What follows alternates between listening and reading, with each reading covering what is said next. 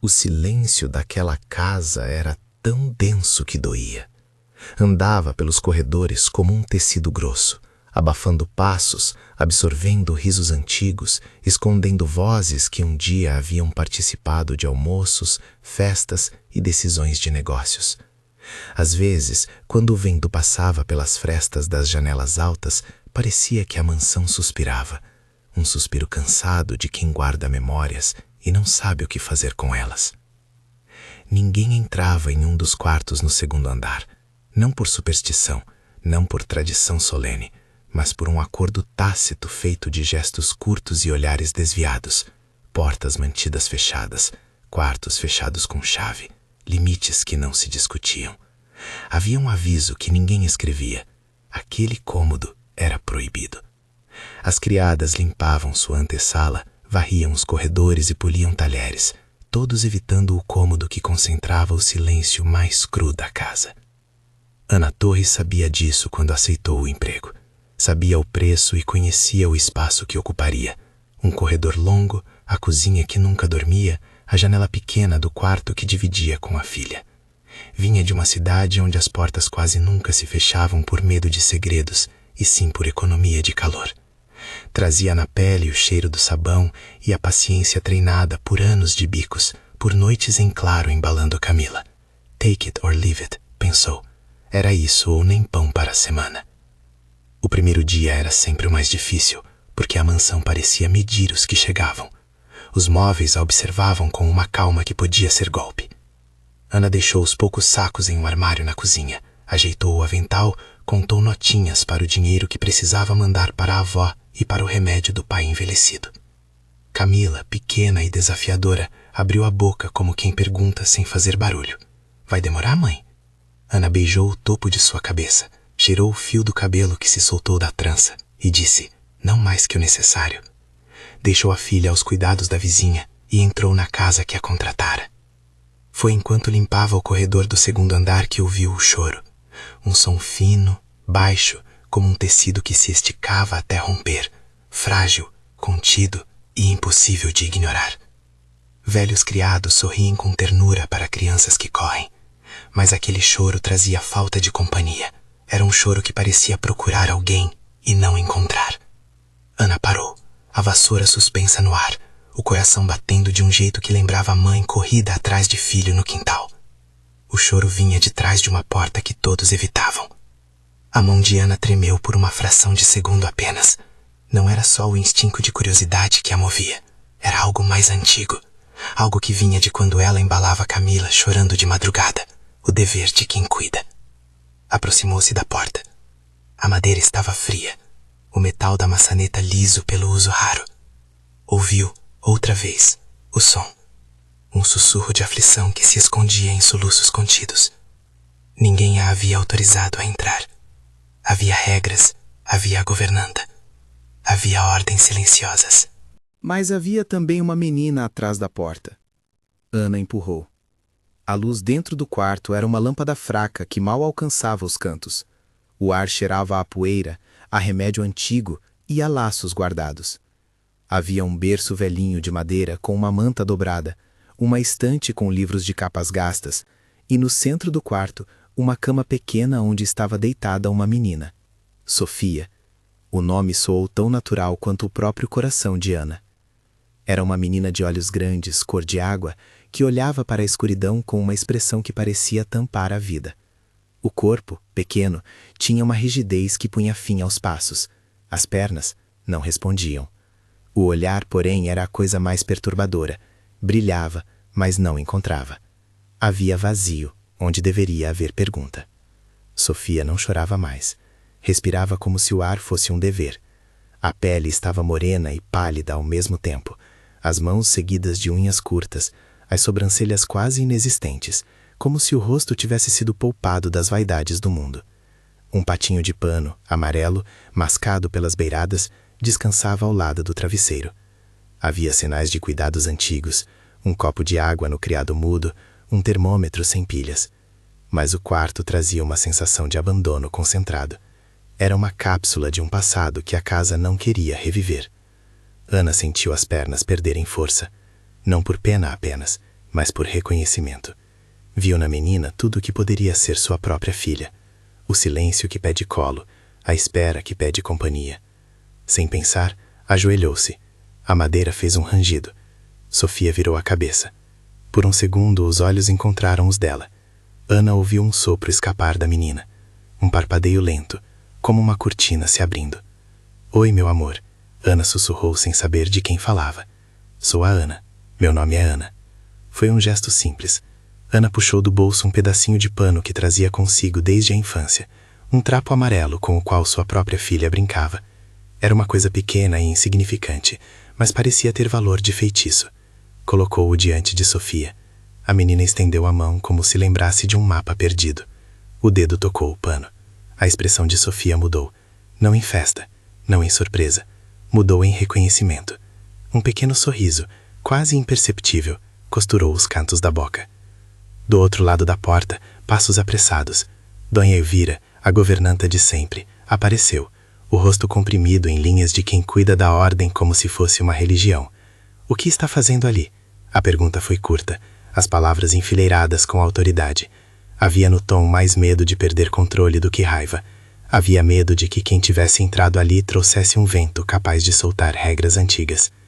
Ana levantou-se de imediato, mão ainda pousada no trapo, os olhos úmidos. Nada disse sobre as contas que precisava pagar, nada falou sobre a filha pequena que a esperava. Houve apenas a verdade simples que, apesar de tudo, era difícil de negar. Ela chorou, Dona Elvira. Eu só dizia a verdade, e a verdade carregava outra. Não sou indiferente. A governanta conteve a respiração. Observou o quadro. Uma empregada com ares de quem carrega a própria casa no avental, uma menina que respondia por um parpadeio e um patinho amarelo. Fez um movimento automático com a mão, como se quisesse apagar qualquer calor que pudesse surgir. Não é permitido, disse Elvira. O doutor determinou repouso. Não quero surpresas. Eu só cantei, Ana respondeu. Cantei a mesma canção que canto para minha filha. Era só um pouquinho. Havia firmeza no rosto de Ana. Não era rebeldia. Era um instinto que cruzava a linha entre o que se deve e o que se pode tolerar diante de um ser humano. Elvira fechou os olhos por um instante. Sabia que qualquer desafio à ordem poderia trazer consequências. Sabia também, no fundo, que a casa precisava respirar de novo. Naquele corredor, o mundo parecia se dividir em duas partes, antes da porta e depois da porta. E Ana, sem querer, havia feito a casa escolher um dos lados. Algumas coisas aconteceram rápido. O rumor se espalhou pelos corredores da equipe, uma mistura de curiosidade e cautela. Fernando Montenegro foi notificado, por telefone, com a economia típica dos que delegam o sofrimento aos outros. Houve interação com a criança. Cuidem para que nada atrapalhe o tratamento. Fernando concordou com as palavras uma vez e depois mais meia dúzia de vezes. E por essas meias palavras, o universo da mansão já se inclina. Mas Ana sabia. O que sua presença começara ali não poderia ser comprimido por ordens médicas ou roteiros de conduta. Havia algo no contato que chamava resposta. Uma presença chama presença. Uma mão aberta chama a outra mão. Pouco depois daquela primeira visita, Ana encontrou o jeito de voltar. Não era mais apenas o que fazia com a vassoura. Era um acerto de contas com a própria natureza. Passava ali não mais do que uma hora, no fim da tarde, quando as sombras alongavam como dedos e a luz da janela passava a parecer um abraço. Levava uma canção que sua avó cantara, uma canção sobre uma lua que cuidava das crianças enquanto os pais dormiam. Cantar era um ato de coragem e de cura. Dizer palavras que normalmente se dirigem às crianças de outra casa, parecia subversivo. Mas Ana não buscava a transgressão. Buscava ato. Sofia reagia a ritmos pequenos, um parpadeio mais claro, uma mão que procurava o trapo, um sopro que se transformava em riso contido. A primeira vez que riu, um som que soou como sino rompendo o gelo, Ana teve que segurar o choro pela simples voracidade de ser feliz. O riso foi tão pequeno que poderia ser negado com facilidade, mas para quem vinha de noites embalando choros, era um terremoto. No começo, todo mundo olhou com cautela. Dr. Roberto Navarro, o médico particular da família, tinha um rosto sério e mãos de quem mediu muitos batimentos. Viera com uma pasta de papéis e um ceticismo visível como cicatriz. Conhecia a tabela de diagnósticos, as técnicas de reabilitação, a fisioterapia programada. Para ele, reações pontuais eram sinais de variabilidade natural, não de reversão. Ela teve alterações cerebrais significativas, disse Dr. Roberto, em uma das reuniões curtas no escritório com vista para o jardim. Bloqueio neuromuscular associado a uma resposta emocional severa. Precisamos manter o protocolo. Estimulação é válida, desde que controlada e acompanhada. Fernando escutava sem levantar a cabeça. Seus olhos eram de quem olhava para um mapa onde havia perdido o marcador. Estava acostumado a decisões que se resolviam em números, e ali os números pareciam falhar. A presença de Ana, no entanto, incomodava. Não era simples desconforto, era a sensação de uma ordem que escapava de suas mãos. Ela parece mais viva quando a Ana está por perto, comentou Isabel, mãe de Ana, quando veio uma tarde trazer um lanche. Éramos eu, ela e Camila no jardim da cozinha. Talvez seja só isso, talvez seja a presença. Do lado de fora, a família circulava como se movida por gentileza e contrição. Dona Inês, avó de Fernando, era uma presença tênue, mais afeita a lembranças do que a opiniões firmes.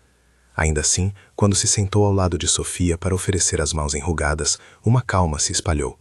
Ensinou a ordenar tricô e paus para brincar. As coisas simples começaram a entrar no repertório do quarto proibido. E Ana trouxe Camila algumas vezes. A filha, com sua imaginação crua, viu a menina dormindo e escolheu, como as crianças fazem, que ela estava só triste e precisava de amigos. Camila sentou-se no chão, queixou-se do bolo que a avó fez e fez barulho com um patinho de pano que era o mesmo de Sofia, ou quase idêntico. As duas compartilharam o brinquedo como se a posse fosse um detalhe menor diante da empatia. Era impossível negar que havia algo que mudava quando duas gerações se enfrentavam diante de uma criança que não falava. O som de duas vozes em coro, mesmo tropeçando, é como luz. Os progressos eram pequenos. Primeiro, um olhar direto por mais de 2 segundos.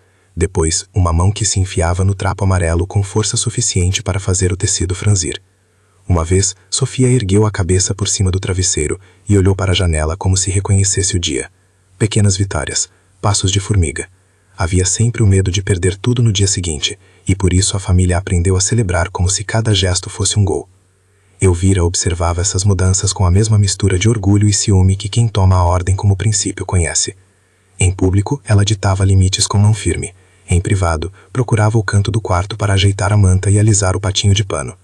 Não era que Elvira não sentisse, era que sentia e lembrava que o cargo a obrigava a manter regras. Havia dias em que a governanta esperava a equipe sumir para chorar baixinho com medo de perder controle. Era uma mulher que aprendera, nas regras, a se proteger do caos da emoção. O doutor, por sua vez, insistia em manter rotinas de terapia, sessões de fisioterapia, estimulação visual, exercícios de voz. Parecia tomar os passos de Ana como complemento, não substituto. Isso agradava a quem precisava da segurança da ciência e enfurecia os corações que queriam apenas acreditar em mudança. O discurso do médico, apesar de frio, não anulava a ternura. Nenhum dos dois devia ser substituído. Havia espaço para ambos. Essa era a linha tênue que a casa aprendia a pisar. Enquanto a rotina se acomodava, a mansão foi gradualmente perdendo a rigidez de Selim. O tom das paredes parecia menos cinzento, os corredores menos ecoados. O silêncio que antes era tão absoluto passou a ser entrecortado por pequenas vozes, de canções entoadas, passos que pareciam tímidos. O que antes era um museu começou a se aproximar da casa de verdade. E no meio disso tudo, houveram gestos que pareciam redefinir papéis. Fernando começou a aparecer um pouco mais. Primeiro por curiosidade de pai, que vê alguma fagulha e quer medir se é fogo. Depois por culpa, pela lembrança de noites em que o trabalho o abduzia para longe do que importava. A presença dele era desajeitada, como quem aprende a usar uma roupa nova. Havia reuniões que terminavam com ele demorando mais alguns minutos, sentado ao lado da cama, tocando a ponta do trapo como se testasse a realidade do afeto. A mão no começo tremia, depois amaciou. As relações entre funcionários também se reconfiguraram. Algumas funcionárias viam em Ana uma ameaça silenciosa à sua estabilidade, como se um afeto maior pudesse traduzir-se em perigo para os postos já estabelecidos. Em outras, Ana passou a ser valorizada por algo que não podia ser comprado: capacidade de presença. Não era que a casa ficasse sem intriga. Intrigas pequenas continuavam, mas havia agora uma direção nova, um centro que chamava todos a girarem. Num sábado chuvoso, quando as gotas traçavam linhas confusas nas janelas grandes da sala de jantar, Ana sentou-se no tapete perto da cama de Sofia. A menina dormia com o patinho amarelo, e a respiração era por vezes irregular. Ana começou a contar uma história antiga, das que se contam em cozinhas pequenas, sobre uma menina que encontrou um lago de estrelas. A voz de Ana era uma mistura de cuidado e economia de esperança. As histórias baratas, para ser sinceros, às vezes eram as únicas que restavam. Sofia mexeu as mãos. A cama rangeu. O som foi tão pequeno que ninguém além das paredes poderia presumir que algo mudava. Para Ana, porém, era uma confirmação íntima.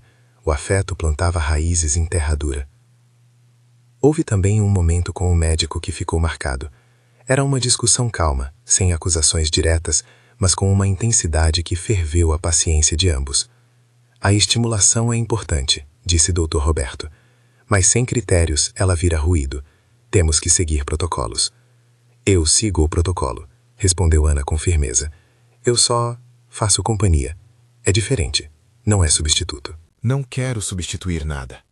O doutor olhou para ela por um longo tempo, medindo a história que havia nas mãos calosas dela. Havia um trecho do olhar de Roberto que dizia: se o que você faz cura, ótimo, mas não podemos confundir. Ana sorriu, sem ironia. Não quero que confundam, disse ela, quero que combinem. O que veio depois foi um acordo tácito. As visitas poderiam continuar se integradas ao plano terapêutico. Assim, a clínica e a canção se tornaram parte do mesmo roteiro. A tensão entre ciência e afeto cessou um pouco, substituída por uma aliança frágil e necessária. Mas as casas grandes recolhem ecos externos como se tivessem ouvidos imensos, e de vez em quando, vozes de fora chegam como pedras lançadas na água calma. Ninguém poderia imaginar que o que parecia tão íntimo se tornaria tão logo alvo de olhos que olham de modos errados. Foi numa manhã em que o vento mexia as cortinas como se passasse um recado urgente que um envelope apareceu sobre a mesa da cozinha. Estava lá, simples, sem remetente, como uma folha caída por acaso, que no entanto carrega intenção. Do tamanho de uma fivela, com o selo de papel grande fechado com um pedaço de fita, o envelope foi encontrado pelo empregado responsável pela despensa. Havia dentro dele algumas fotografias em preto e branco, gastas nas bordas, tiradas de aparente perto. Em cada foto a menina dormia, com o patinho amarelo, com o cobertor puxado até o queixo. Uma das imagens mostrava a janela do quarto aberta em ângulo exato que só alguém de fora poderia conseguir.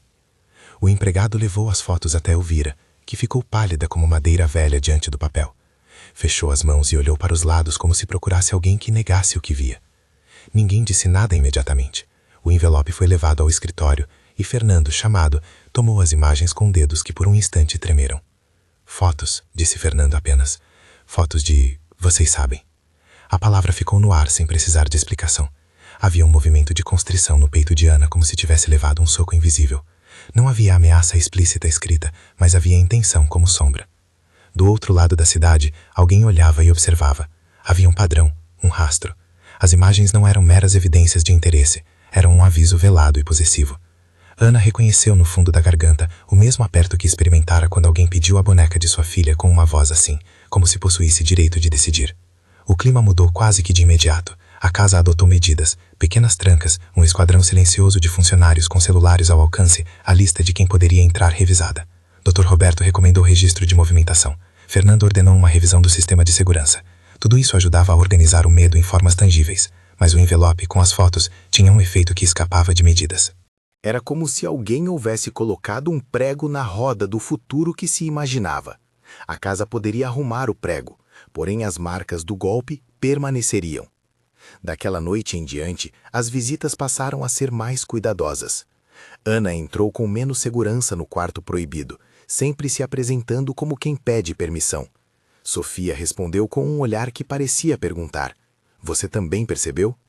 E Ana compreendeu, mais do que uma regra quebrada.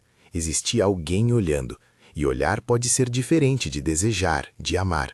Olhar pode se prender e se tornar prisão.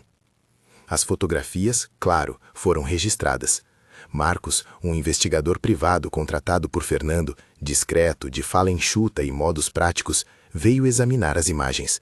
Olhou com atenção ao detalhe do reflexo na janela, ao ângulo da câmera. Fez perguntas. Quem entrou ali ultimamente? Quem tinha acesso? Ninguém queria admitir o que sabia. Havia reservas. Havia medo de apontar o dedo. Ao mesmo tempo, Verônica Soto apareceu nas margens da história como nome e rumor.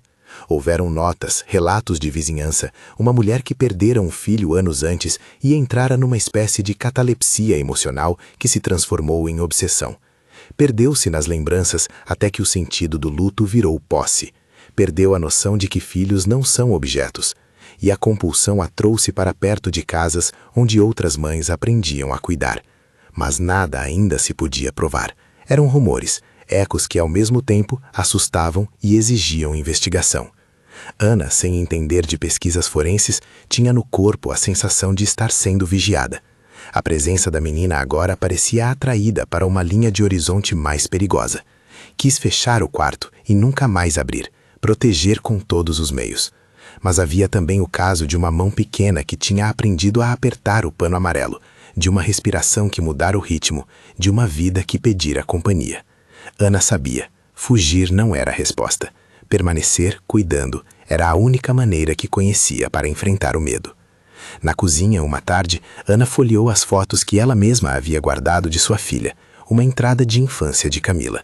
Olhou para a fotografia de Camila com o mesmo patinho de pano e sentiu um corte que lhe doía na entrada do peito. A vida sempre veste máscaras íntimas que se parecem com a coragem. Pegou o patinho amarelo com cuidado e levou para o quarto de Sofia. A boneca agora era como bandeira, ainda aqui. E quando colocou a boneca sobre o travesseiro, a menina ergueu a mão com vagar e segurou. Houve um momento naquela sequência de dias em que tudo pareceu conspirar para um alívio comum. Fernando, que vinha demonstrando um interesse cada vez mais presente, passou uma tarde inteira no jardim.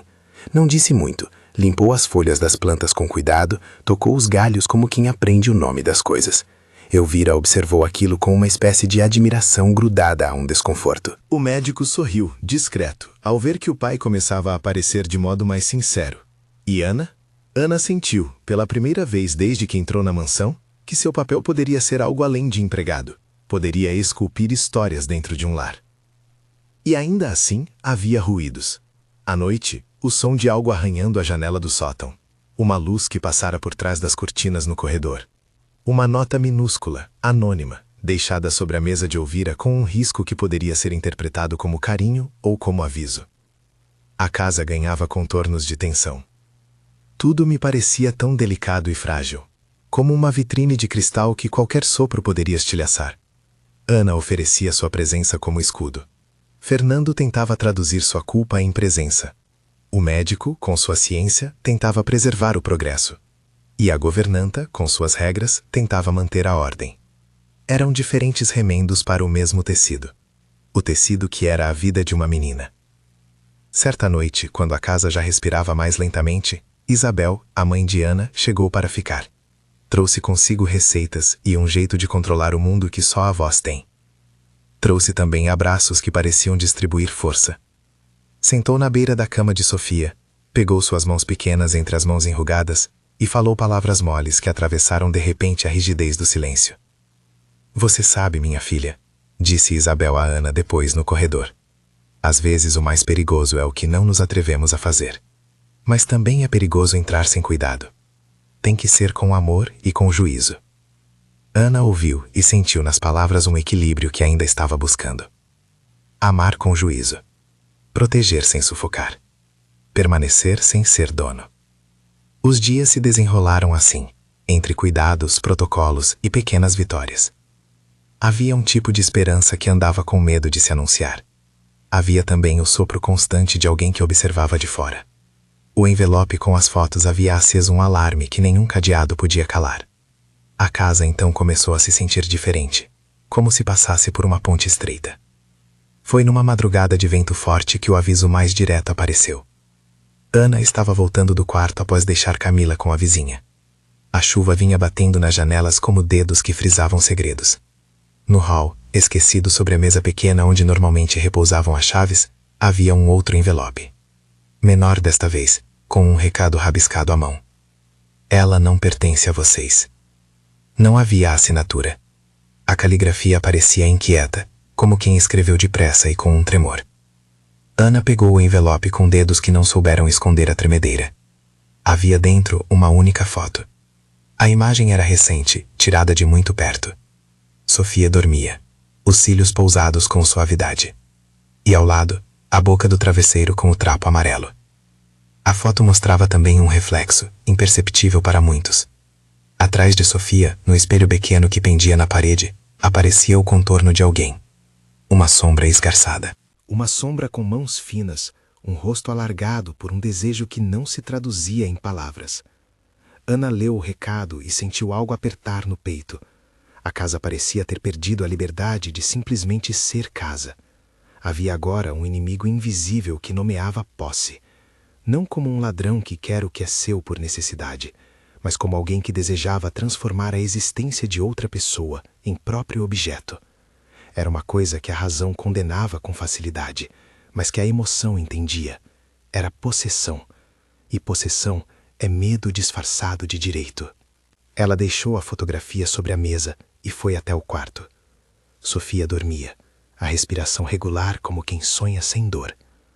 Ana encostou-se na porta e observou por um tempo. O patino amarelo parecia mais do que um brinquedo. Era um testemunho. Era a memória.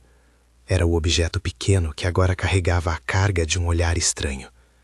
E naquele momento, sem que ninguém ainda soubesse, a mansão havia sido dividida de novo, entre aqueles que ofereciam vida e aqueles que de fora desejavam possuir, entre o afeto que liberta e o afeto que prende. Ana pensou nos caminhos que tinha trilhado, saída da cidade pequena, os bicos, a filha, a avó, o medo e a coragem. Pensou na menina que segurara o trapo amarelo e no riso que soara como sino. Algo em sua alma resolveu que não recuaria, mas já sabia que defender aquilo que se ama não é simples. Há coisas que exigem coragem e outras que exigem método. Precisava de ambos. Enquanto fechava a porta do quarto, a casa suspirou de novo. As luzes tremeluziram e o corredor ficou um pouco mais comprido. Ana deixou o patinho no travesseiro, como quem deposita uma promessa, e foi dormir sabendo que a vida podia mudar em uma noite, que a casa poderia virar arena, que haveria necessidade de escolhas dolorosas. No chão do corredor, as sombras se esticavam como dedos. Fora, a chuva guardava o som de pessoas andando sem destino. Em algum lugar, alguém anotava mais uma linha na lista de intenções. E na mesa da cozinha, o envelope vazio, onde antes havia fotos, tremia como se contivesse um aviso que ninguém poderia ignorar. Havia passos, e passos significam movimento. As histórias não ficam apenas no quarto proibido. Elas correm por corredores, atravessam jardins, chegam aos portões. Alguém olhava, e alguém decidiria o que fazer em seguida. O envelope deixado na mesa era como uma pedra lançada num lago calmo. As ondas demoravam a chegar, mas quando alcançavam as margens, transformavam tudo. A casa reagiu com um ar de vigilância que se fazia visível. Fechaduras cheias de cadeados, rondas noturnas dos funcionários, portas trancadas com 3 chaves diferentes. Mesmo assim, a sensação de que havia olhos que não desistiam pairava como um odor persistente. Marcos chegou à mansão na tarde em que as fotos reapareceram em duplicata dentro da gaveta de Elvira. Era um homem de passos economizados, aparência comum demais para quem trabalhava com situações incomuns. Havia algo em seu modo direto que acalmava as pessoas. Olhou as imagens, cruzou a sala e fez perguntas que pareciam simples, mas que rasgavam rotas. Quem entrou no corredor? Quem se aproximou da janela? Que horários eram mais tranquilos? Ana respondeu sem saber técnica policial. Respondeu com lembranças de olhares, horários de visitas e rotinas. Cada detalhe que parecia pequeno tornava-se para Marcos mapa. Alguém não quer que ela esteja bem, disse ele, sem acusar ninguém, apenas afirmando um fato. Não há sinais de arrombamento. Isto é de alguém que observa e sabe os horários. Precisamos descobrir quem tem acesso e quem achou o quarto um lugar de passagem. As investigações começaram discretas, mais por educação das coisas do que por espetáculo. entrevistas leves com os vizinhos, verificação de imagens antigas das câmeras que haviam sido substituídas, checagem de contatos recentes. Havia também um desconforto. Nem todo mundo falava com facilidade quando a coisa envolvia o íntimo de uma criança. Vez ou outra, alguém se lembrava de ter visto um carro estacionado por muito tempo na rua. Outra lembrava de uma mulher que perguntara por encomendas. Pequenos fragmentos que, uma vez unidos, formavam um roteiro mais nítido. Enquanto isso, a rotina do quarto continuava. As horas de visita de Ana foram formalizadas. Agora alguém anotava entradas e saídas num caderno de capa dura. Um gesto quase clerical que dizia: aqui há responsabilidade. Ana entrou nos horários permitidos e fez do pouco tempo um trabalho de artesanato. Encostou a canção antiga em jogos de dedos, transformou a alimentação em festa de pantomima e colocou em prática exercícios simples que Roberto aprovava de maneira cautelosa. O médico continuava a olhar para as planilhas e os resultados com olhos que buscavam diminuições de risco. Dizia sempre com essa voz que tentava conciliar carinho e ciência: temos que documentar, tem que haver continuidade. E havia de fato continuidade. Dias se sucederam com a cadência de pequenos progressos e às vezes 2 passos para trás. Sofia aprendeu a seguir a mão de Ana com os olhos. Seguiu a canção como quem aprende o compasso de uma história. Um dia, em que a luz entrou mais clara pela janela, a menina apertou o trapo amarelo com força suficiente para fazer o tecido franzir. Ana chorou. Não era espetáculo, era reconhecimento. Do lado de fora, a sombra que mandava cartas parecia intensificar os sinais. Um bilhete com a frase "Ela não é de vocês" apareceu preso sob a porta de Elvira. Uma flor murcha foi deixada no parapeito do quarto, com gotas de terra sobre o pano. Cada ato era um aviso com intenção de posse. Fernando leu as mensagens com os dedos pálidos e, pela primeira vez, sua raiva deixou transparecer medo. O homem que administrara empresas passou a cuidar de uma casa como quem acompanha uma crise de família. Não vou permitir que ninguém leve o que é dela, disse Fernando, com um nó na garganta que fazia sua voz mais fina que o habitual. Marcos tratou de envolver a polícia local de maneira discreta. Não era espetáculo. Tratou-se de combinar passos, protocolos e pedir vigilância nas redondezas. Enquanto isso, ele fez algo prático. Seguiu a trilha das fotos. Observou o reflexo, a forma como a luz batia e as sombras se projetavam.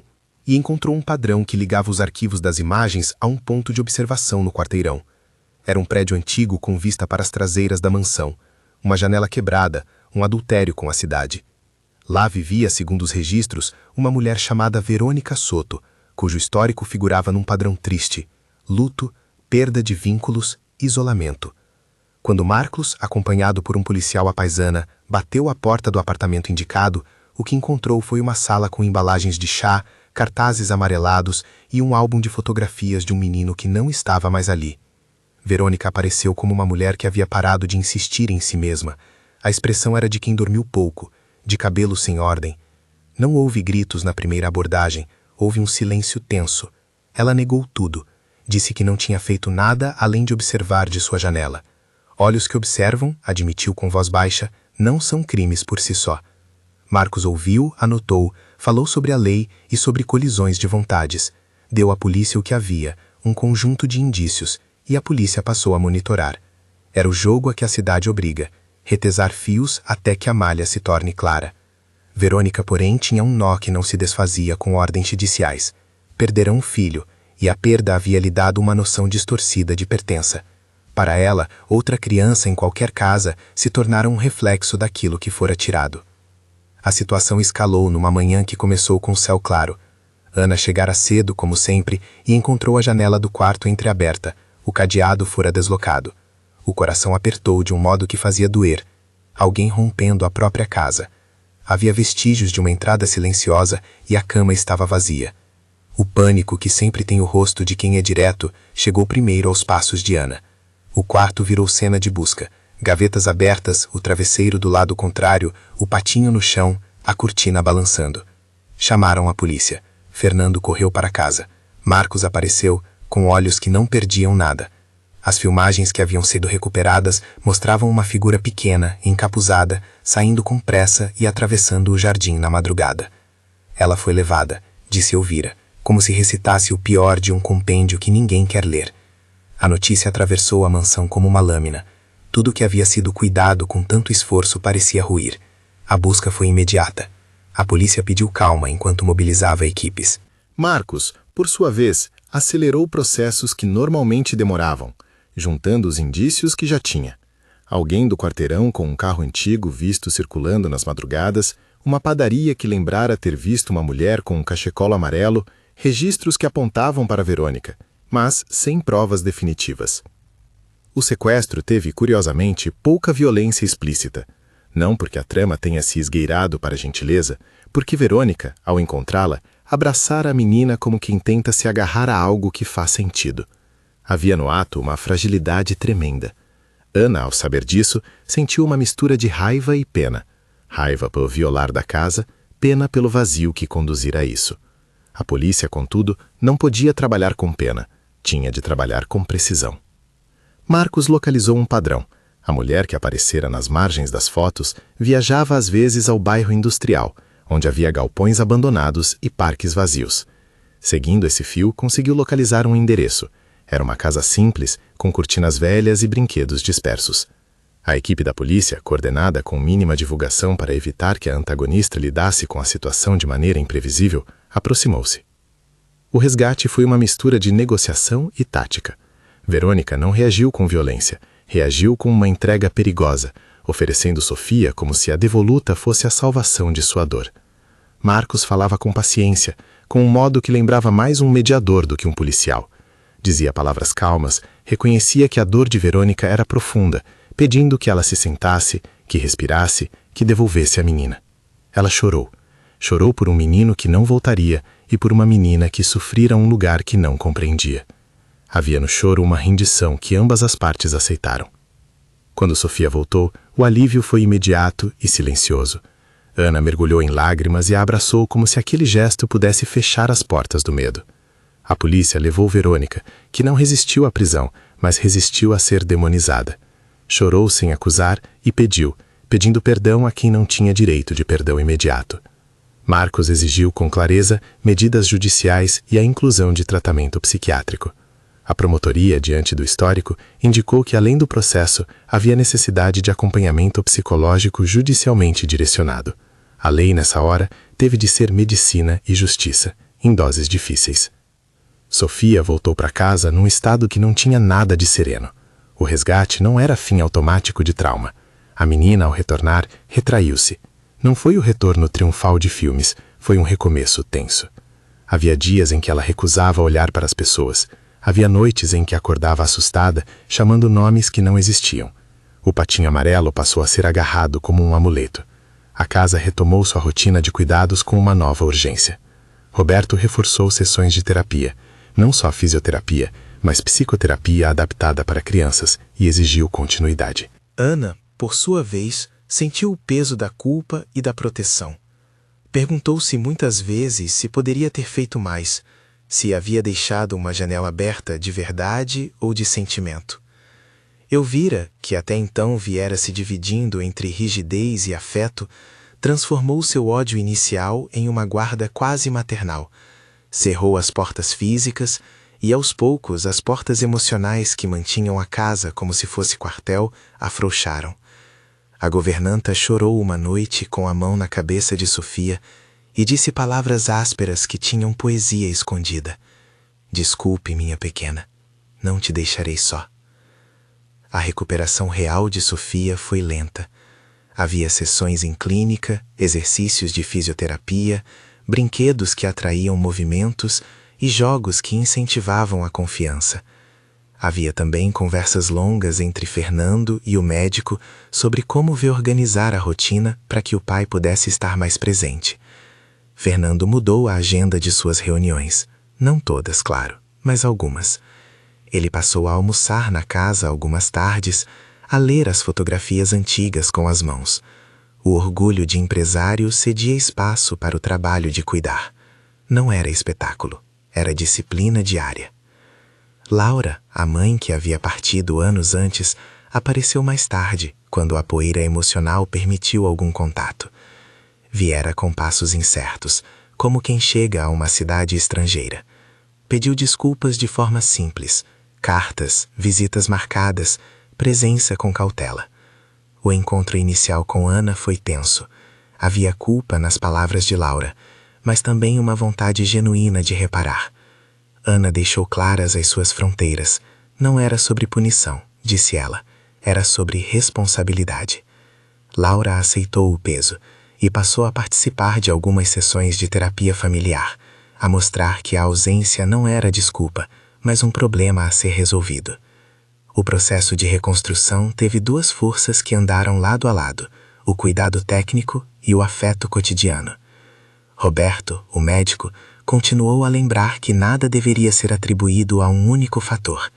Ele anotava em seus prontuários os dados das sessões, falava de neuroplasticidade e de tempo, e aconselhava manutenção, continuidade e paciência. Ao mesmo tempo, as vozes que enchiam a casa, as conversas à mesa e as brincadeiras improvisadas se juntavam para criar um ambiente diferente. A convivência entre Ana e Fernando evoluiu com a mesma lentidão de uma planta que aprende a aceitar o sol. Não houve florescimento imediato. Houve olhares, partilhas de tarefas, momentos de cumplicidade nas angústias. Fernando aprendeu a ouvir sem ter sempre resposta. Ana aprendeu a confiar, aos poucos, que não perderia a si mesma ao aceitar afetos. Conversavam antes de dormir, sobre coisas pequenas. A receita da avó, o som que a chuva fazia nas telhas, o medo de que algo ruim voltasse. O romance que surgiu foi por escolha, respeitoso. Havia respeito ao passado de Ana, ao seu papel como mãe, e à diferença de classes que existia sem precisar ser evocado com rancor. O amor nasceu nas formas de proteção mútua e nas mãos que se ofereciam sem esperar posse. Elvira também mudou. A governanta, cujo trabalho fora a ordem, deixou que as paredes respirassem. Não se tornou sentimental descontrolada, apenas permitiu que as rotinas incluíssem colo e não apenas planilhas de limpeza. Havia dias em que a encontravam a passar a mão no cabelo de Camila com ternura, em que a velhice da avó Inês era abraçada com leveza. Havia perdão lá, não por omissão, mas por reconhecimento. A justiça fez o seu percurso. Verônica foi encaminhada a tratamento compulsório, numa decisão que também buscou oferecer o que a lei poderia: monitoramento, terapia e, se possível, reinserção com limites. Havia naquele movimento uma mistura de satisfação e amargura. A família não procurava vingança, procurava segurança e responsabilização. A dor de Verônica continuaria a ser uma nota na partitura. Não se tentou apagá-la com palavras fáceis. Procurou-se sim oferecer tratamento que pudesse prevenir novas tragédias. Com o tempo, a casa foi voltando a abrir janelas sem medo absoluto. O jardim recobrou risos mais francos. Sofia, pouco a pouco, aceitou a mão de quem lhe propunha a brincadeira. As regressões ocorridas após o sequestro deixaram marcas, mas a equipe de profissionais coordenou um programa de reabilitação que incluía fisioterapia diária, fonoaudiologia e psicoterapia lúdica. As sessões eram duras para uma menina pequena, e a família comemorava cada avanço com a modéstia de quem sabe quanto custa um passo. O grande acontecimento veio meses depois, numa tarde amena, com o céu limpo e crianças correndo no jardim.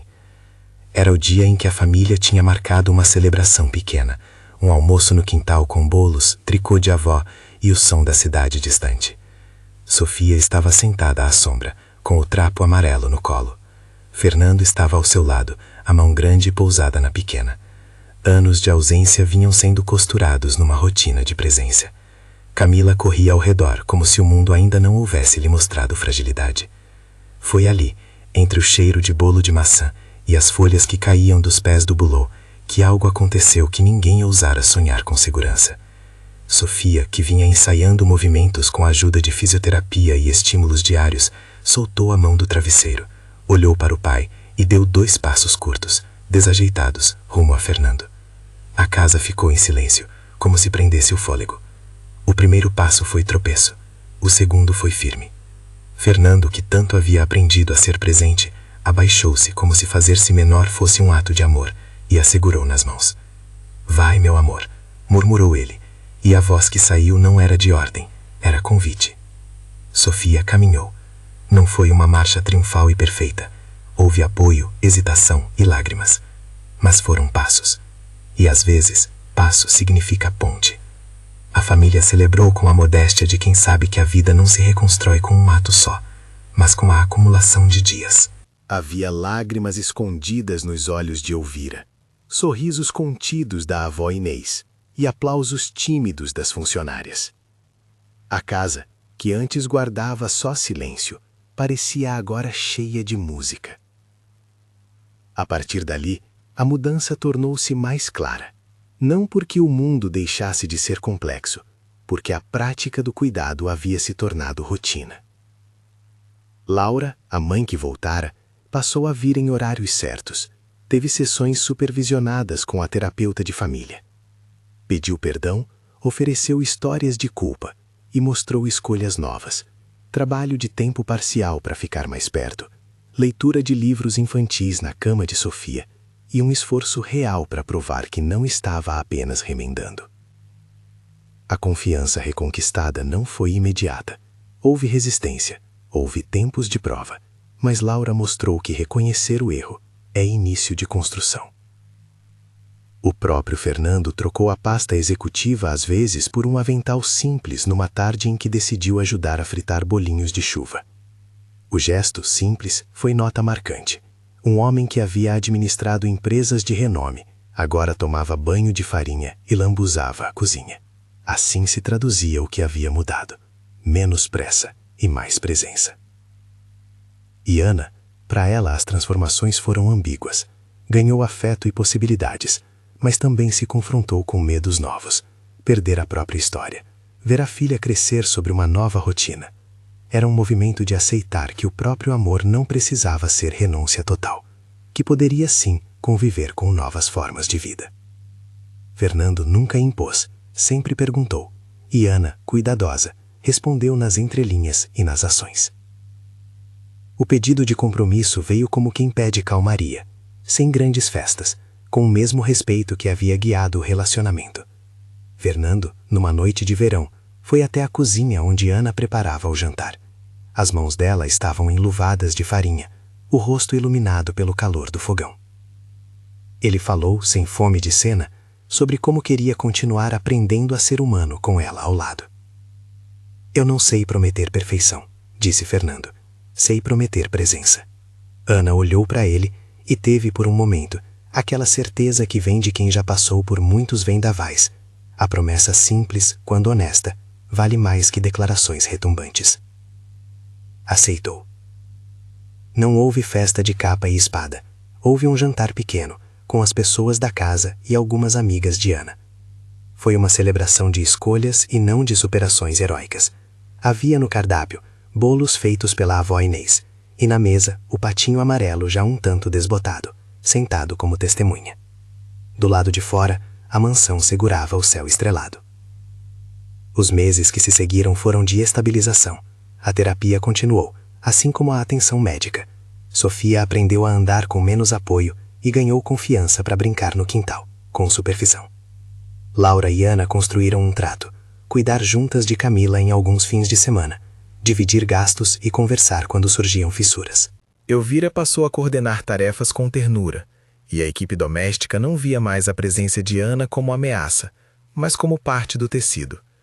Havia dificuldades práticas, dinheiro, horários, desentendimentos, mas a maneira de resolver passou a ser diálogo. O casamento de Fernando e Ana aconteceu tempos depois, em uma cerimônia que respeitou raízes e sotaques. Não foi uma festa para ostentar, foi uma reunião de quem havia aprendido a viver junto. Havia ramos simples no arranjo floral.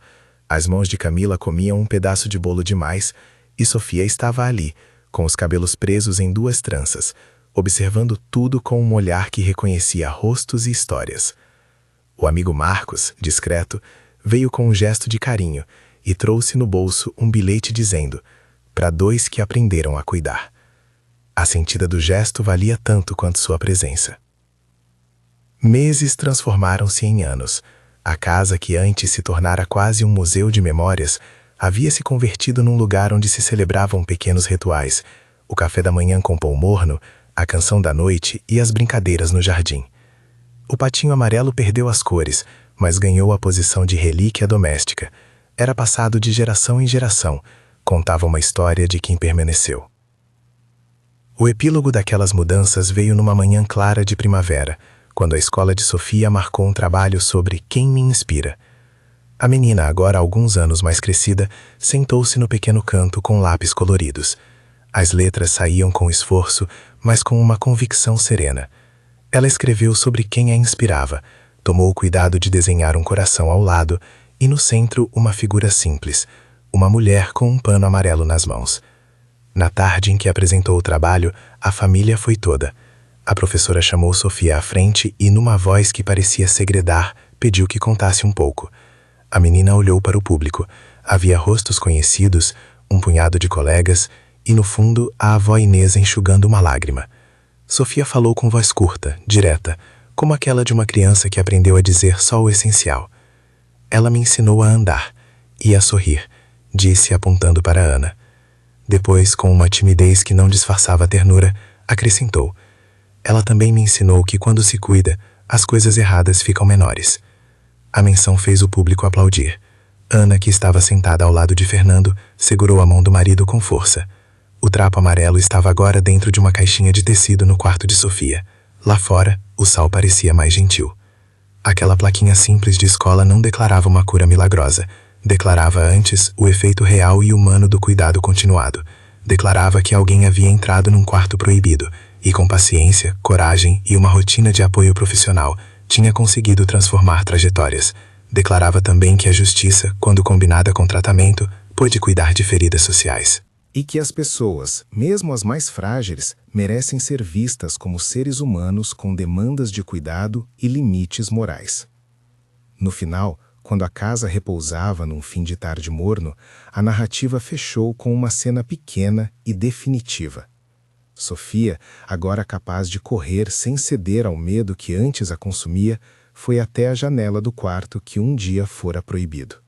Parou, olhou para o pano amarelo e então abriu a janela. O gesto não era simbólico apenas por ser gesto, era a ação de quem deixa a luz entrar, mas sem esquecer o que houve. A casa, como um organismo, aceitou a luz. As paredes, que outrora guardaram silêncio, agora guardavam risadas. Se você se emocionou com esta história, se sentiu que vale a pena ver como o cuidado transforma vidas, compartilhe este vídeo com alguém que precisa ouvir uma palavra de esperança. Se inscreva para não perder outras histórias que mostram o poder das atitudes simples. Deixe nos comentários qual personagem tocou mais seu coração. Quem, para você, foi a principal ponte de cura? E lembre-se, às vezes, uma presença muda destinos. A vida é feita de pequenas mãos que se estendem.